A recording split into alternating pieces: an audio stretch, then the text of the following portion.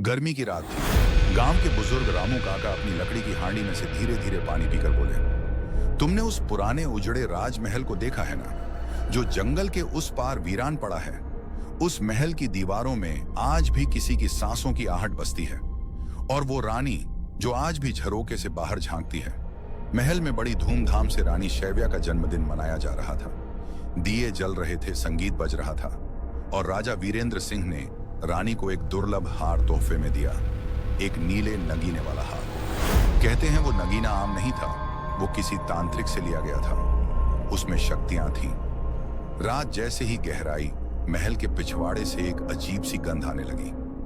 माधवी ने महसूस किया, लेकिन डर के मारे कुछ नहीं कहा।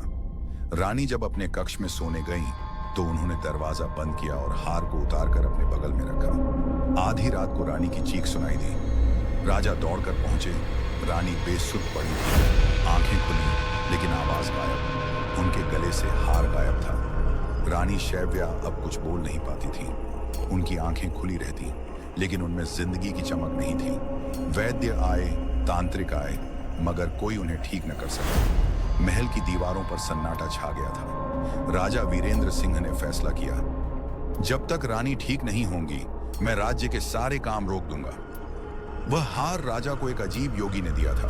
कहा था, यह हार तुम्हें और रानी को जीवन भर बांध कर रखेगा, लेकिन अगर कोई तीसरा इसकी शक्ति को छेड़ेगा तो उसका श्राप जाग उठेगा। राजा ने उस समय हंसकर बात टाल दी थी, मगर अब उन्हें योगी की बात याद आई। वे उसी जंगल की ओर चल पड़े जहां वह योगी मिला था। राजा ने घंटे भर जंगल में चलकर वह जगह ढूंढ निकाली। एक टूटा फूटा झोपड़ा, भीतर बैठा एक वृद्ध योगी, लंबी जटाएं, बंद आंखें और गले में रुद्राक्ष की माला। राजा ने कहा, रानी पर कोई श्राप है क्या? योगी ने आंखें खोली। उनकी आंखें सफेद थीं, बिना पुतलियों के। वो हार किसी रानी के लिए नहीं था, वो एक आत्मा का बंधन था। रानी ने उसे रात में उतार दिया और उसी पल आत्मा आजाद हो गई। राजा के रोंगटे खड़े हो गए। उसी रात महल के सेवकों ने अजीब घटनाएं देखी। झूमर अपने आप हिलने लगे, दीवारों से किसी के पैरों की खरोंच की आवाज आने लगी, रसोई में बर्तन अपने आप गिरने लगे। माधवी, जो रानी की दासी थी, सबसे ज्यादा डरी हुई थी। उसने रानी के कमरे के बाहर किसी को चलते देखा। सफेद कपड़ों में कोई स्त्री जो बिना पैरों के हवा में तैर रही थी।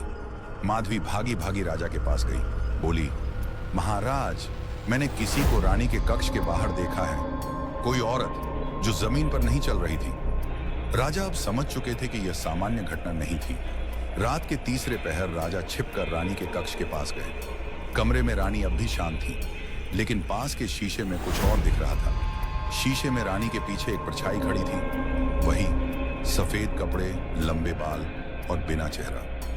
राजा ने जैसे ही उस परछाई की ओर बढ़ना चाहा, शीशा फट गया। रानी की आंखों से खून की एक पतली धार बह निकली। राजा चीख पड़े।